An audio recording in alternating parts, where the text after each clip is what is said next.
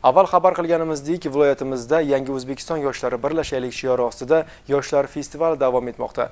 Festivalning ikkinchi kunida ham so'lim maskan va xiyobonlarda tashkil etilayotgan turli madaniy, ma'rifiy va ko'ngilochar tadbirlar barchaga zavq ulashmoqda. Ayni damda yana bir loyiha ustida yoshlar band va mening yonimda Navoiy davlat konchilik institutining Parvoz yosh havaskorlar teatr jamoasi ijodkorlari va bugungi imkoniyat orqali yana bir yangi sahna asari tomoshabinlarga havola etiladi. Keling, taassurotlar, umuman festival borasidagi mulohazalar bilan ham o'rtoqlashsangiz. Albatta bugungi festivalimiz juda ko'tarinki ruhda o'tmoqda. Biz yoshlarga mana bugun festival doirasida o'tkazilayotgan yoshlar talabalar teatr studiyalari tomoshalarida yangi asar sahnalashtirishimiz, yana olib chiqishimizga imkoniyat yaratilganidan juda ham xursandmiz. Mana bugun biz Farida Usmonovaning Qiz kelin asari asosidagi sahna ko'rinishini tomoshabinlarga havola etamiz. Bugungi asarimiz bugungi kunda yoshlarning hayotida uchrab turadigan muammolar to'g'risida gap ketadi. Aynan bir necha daqiqalardan so'ng tomoshabinlar kutgan lahzalar boshlanadi. Hayajonlar qanday? Juda ham hayajondamiz, to'g'risi. Ko'rib turganingizdek, sahna ortidagi jarayonlar qizg'in davom etmoqda. Bir necha soniyalardan keyin parda ochilib, tomosha boshlanadi. Biz esa jarayonlarni kuzatishda davom etamiz.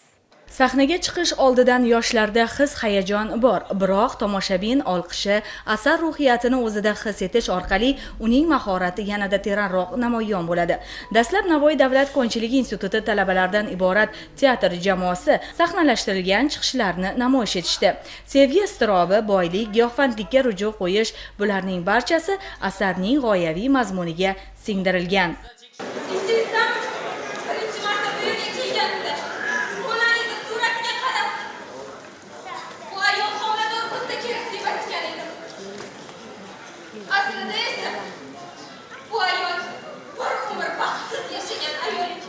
San'atning qirralari cheksiz. U qanday yo'nalishda bo'lmasin, kishiga ma'naviy ozuqa ulashadi. Shuningdek, millatlar o'rtasidagi o'zaro hamjihatlik, do'stlik, madaniy aloqalarni mustahkamlashda ham alohida o'rni bor. Yoshlar teatr studiyalari loyihasi ham shu jihatlarni qamrab oldi. Quvonarlisi, sahnada rol ijro etayotgan iqtidor egalarining iste'dodi xorijlik ishtirokchilarda ham katta taassurot qoldirdi. Navoiy yoshlari festivalida ayni damda xorijlik yoshlar ham mehmon. Mening yonimda Bangladeshlik, Hindistonlik va Pokistonlik yoshlar turishibdi. Albatta ularning taassurotlari ham bizni befarq qoldirmadi. Xush kelibsizlar. Taassurotlar qanday? Thank you so much, and about the Navoiy festival, it's really amazing and I enjoy. Men Bangladeshdan kelib Buxoro tibbiyot oliygohida tahsil olaman. Rosti O'zbekistonga kelib juda xursand bo'ldim. Yoshlarning shijoati yuqori. Ayniqsa mana 2 kun mobaynida navoiylik yigit qizlarning bayramidamiz. Ko'plab do'stlar orttirdik. Teatr tomoshalari ham yoqdi. Xursandmiz. Buxoro tibbiyot oliygohi talabalaridan yana biri Hindistonlik Fatimaxon ham bugungi festival ishtirokchisi. Xush kelibsiz viloyatimizga. Thank you so much. Assalomu alaykum.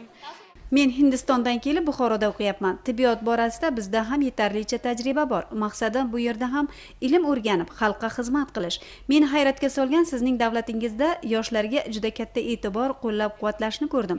Albatta bu har bir mamlakat yoshlarini mamnun qiladi. I think the people of Uzbekistan are very caring, very. Pokistondek olis yurtdan shu yerga tahsil olgani kelganman. O'zbekiston haqida ko'p bora eshitgandim. Mana kelib 3 yildan buyon shu yerda istiqomat qilyapman. Juda ajoyib mamlakat, odamlari mehr oqibatli ekan.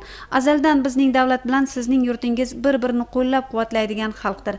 Navoiylik yoshlarning festivalidan juda katta taassurotlar olyapmiz. Suratlarga tushib o'zimizning yaqinlarga ham yubordik. Rang-barang qiziqarli tomoshalarga guvoh bo'lyapmiz.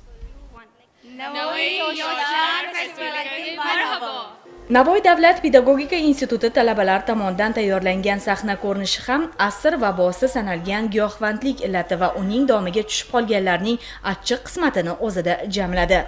Talabalar teatr studiyalari namoyishi doirasida, demak, bugun biz Navoiy davlat pedagogika instituti talabalari Nasrulloh Qobilning To'da pesasini sahnalashtirib tomoshabinlar e'tiboriga havola etmoqdamiz. O'ylaymizki, tomoshabinlarimiz ushbu pesa orqali o'zlarining hayoti uchun ibratli bo'lgan ma'naviy, ma'rifiy saboqni chiqarishadi va bugun ularning barchasiga madaniy hordiq tilaymiz. Darhaqiqat inson ma'naviy kamolotida san'atning ahamiyati beqiyos, chunki o'z mazmun mohiyati bilan tomoshabin e'tiborini jalb etish barobarida uning uning dunyoqarashini shakllantirishga ham xizmat qiladi. Tadbir davomida yig'ilganlar e'tiboriga havola qilingan asarlar ham shu jihatlarni o'zida ifoda etib, barchani mushohada qilishga undab, insonparvarlik g'oyalarini ilgari surishga chorladi.